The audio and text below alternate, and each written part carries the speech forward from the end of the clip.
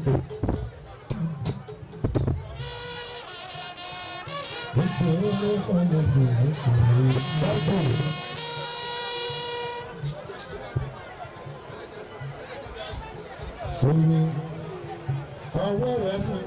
you, Mama. Thank you.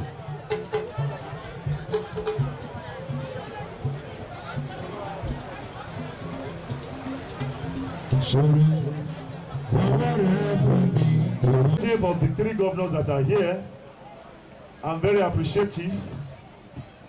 What I need is the presence of the governor. Come. I will take you to the place you see the project. Thank you. Let's go.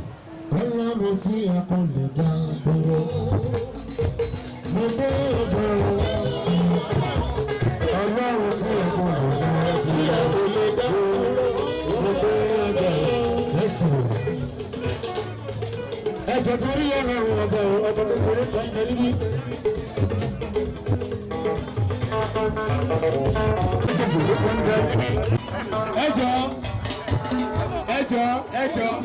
Ẹjọ́ láàrin ìṣẹ́jú orí màmá ẹ̀ ó dẹ̀ ń sunkún. Ẹjọ́ kí màmá ẹ̀ wá mú un bí. Ẹjọ́ ọmọ náà wà ń bí. Ẹ ṣeun.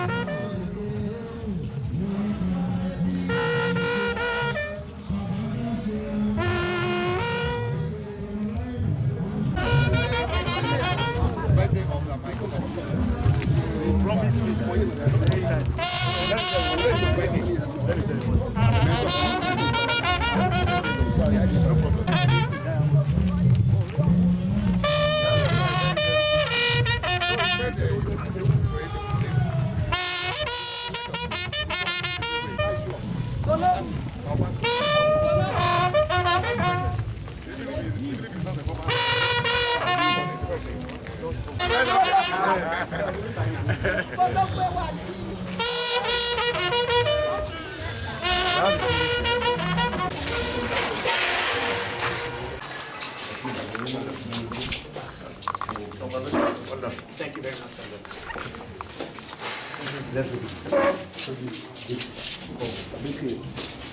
No content by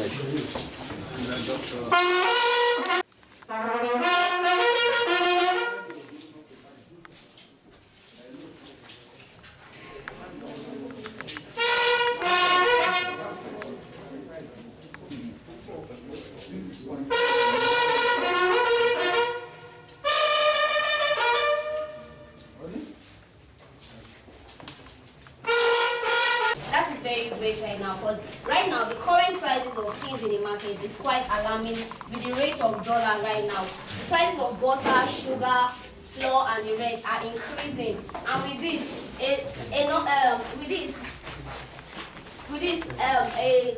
this, someone who does not have high income won't be able to like eat bread like a normal person with like someone with. Okay, now let's move to the oven. The oven this oven right now can bake about 36 loaves of bread at once, under 30 minutes. And this oven, once it does that under 30 minutes, definitely we can get about 250 loaves of bread in a day. This alone is made for the community at large and our members, whereby each person is getting a loaf of bread just for a day. Imagine that getting it at this discount price. Also, breads are going to be made in different ways. We have bread for those with diabetes, which is going to be low sugar. We have bread for those with hypertension. We have bread for different level of health issues, which is going to make each person with different health issues to know their varieties of bread and which they should go for. We also have our pastries and cakes and the likes. This alone is one of the ways our Father-in-law is going to assist the community at large. Thank you very much for coming. We really appreciate your coming to commission this building with us. Thank you, and God bless you. Okay, so do you know that more Nigerians eat bread today? Yes, sir. So Nigerians, it's not because they like it, because situation is forcing them to do that. So how do you know how to make it reduce price for them too? Yes, it's not just for our members alone. Like I said earlier, it's for the community at large. So the bread is not sold for only INRI members, not at all. It's sold for everybody. We are not going to be segmented about that. I'm not going to say, oh, because you are INRI member. No, we are selling it to everybody, whoever you are, whoever tribe. The bread is being sold to everyone. The one last one. What assurance would you give? How hygienic would this bread be? Because if Nigerians are going for bread now, as the last option, so that they eat it heavily, what would be assuring them? Definitely, we are just commissioning this place. We are not done with the equipment. Definitely, we are going to also have NAFDAC number. We are going to bring NAFDAC into this place to check through the health and every other thing. We are not just going to say we want to open bakery just like that and start. No, we are going to make health sectors to come into this place and check it. That's what we are going to do. It's a good start.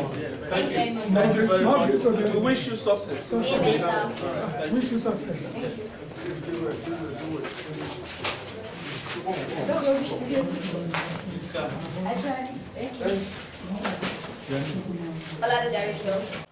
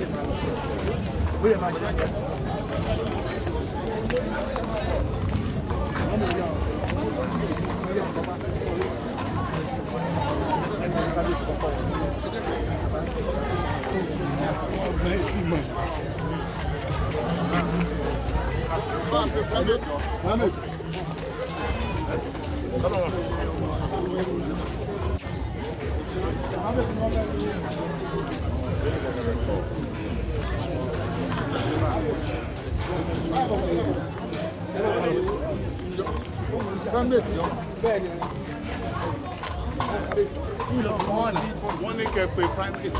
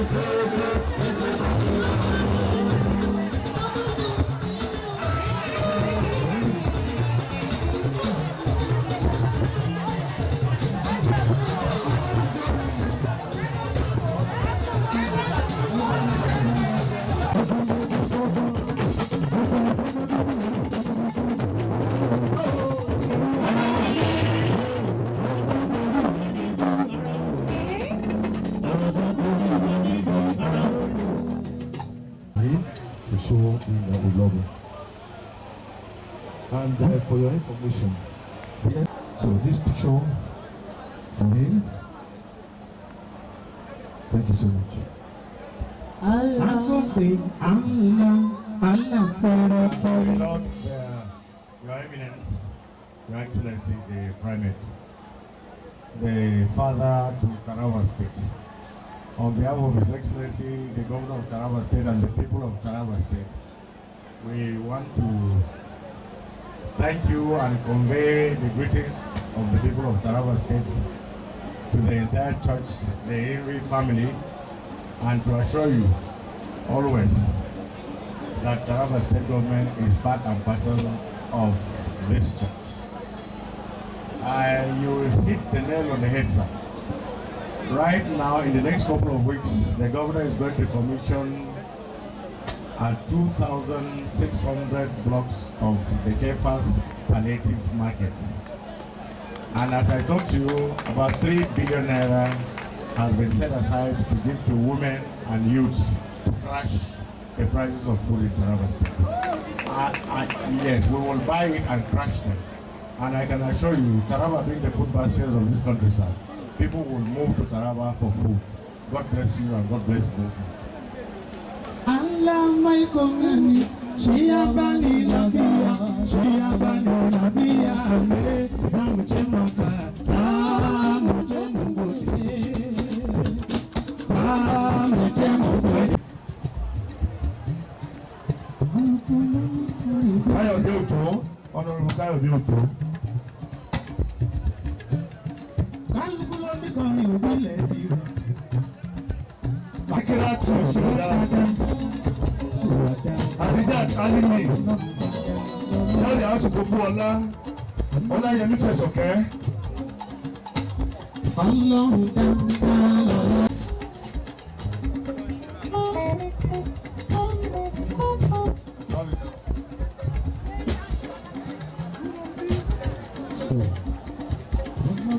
dáadáa lọ.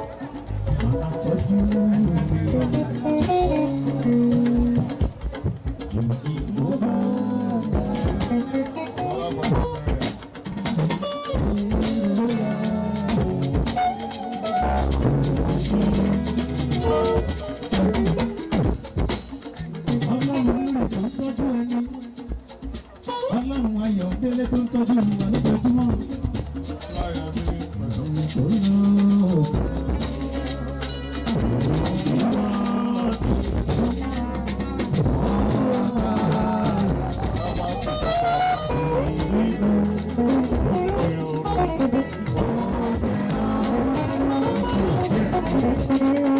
Next is health support. Timothy Adeluga Isika and Ataye Mosira. All right. Oh, no, see, it's not there, it's not there. Take that back down. Support for the privilege. Candidate. Where is the person? The support. Rashid Obuola.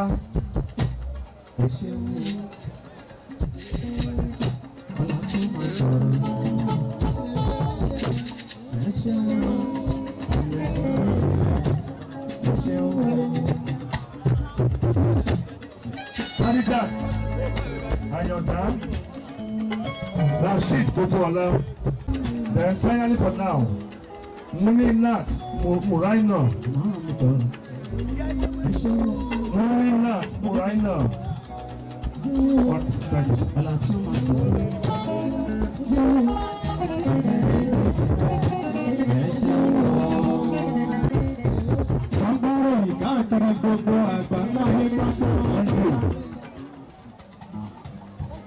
Thank you. Other support? Ọba tí wà ní rí máa dágbọ́jọ́ gbogbo.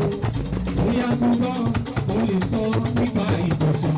Ṣé bí Most outstanding traditional rural community reintegration and youth empowerment in Southwest. Ẹ̀yin lẹ́ni.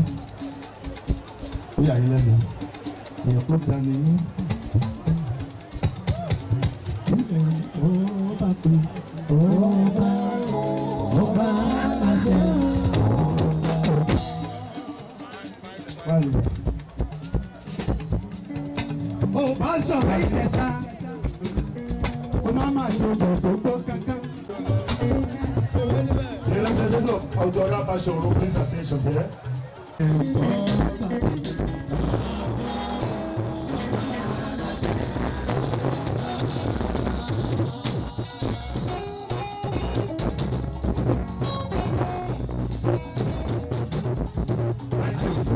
Let's support the Mitayo and distribution of glasses. Where's the glasses? Million for support. Èmi sókè. Praise the Lord. Praise the Lord. Hallelujah. Praise the living Jesus. In fact, wọ́n ní àìrìn jìnnà mi ò jẹ́ ká pàdé. Inú mi dùn, ayọ̀ mi kún pé bàbá wa yìí ṣe ribiribi méje yàyà mẹ́fà. Ikú ò ní pa fún wa o. Lágbára Ọlọ́run iwájú báyìí lọ pé ibi tí ń ré sí. Bàbá àárín yín pẹ́, ẹ̀mí yẹn á gùn, kò ní gùn lórí òṣì. Bẹ́ẹ̀ ṣe wá nípa tó lórílẹ̀ ayé, lágbára Ọlọ́run ẹ̀ ní kábàámọ̀ o. Ìjọ yìí ò ní tú mọ́ yín lórí, kò ní tú lẹ́yìn yín, lágbára Ọlọ́run. Oríṣiríṣi la ti gbọ́, oríṣiríṣi la ti rí nípa yín. The great iṣẹ́ tọ́lọ́run rán yín tẹ̀ ń jẹ yìí, ajé yìí lẹ́ máa jẹ o, ajé yìí lẹ́ máa jẹ o, ajé yìí lẹ́ máa jẹ o. Èmi rí nǹkan kan nínú bàbá yìí, màá jẹ́ kí gbogbo wa mọ̀ ni pé ẹni tọ́lọ́run fún tóun náà fún yàn, ẹni tí Ọlọ́run tẹ́ni Ọlọ́run gbéga tó wá rẹ̀ ńlẹ̀ ní lágbára Ọlọ́run iwájú lọ́pẹ́ ìdìtì yìí màmá rí sí. Lẹ́ẹ̀kan sí ìyá wa wọ́n ní ilé ìní ìrànlọ́wọ́ 1 million naira.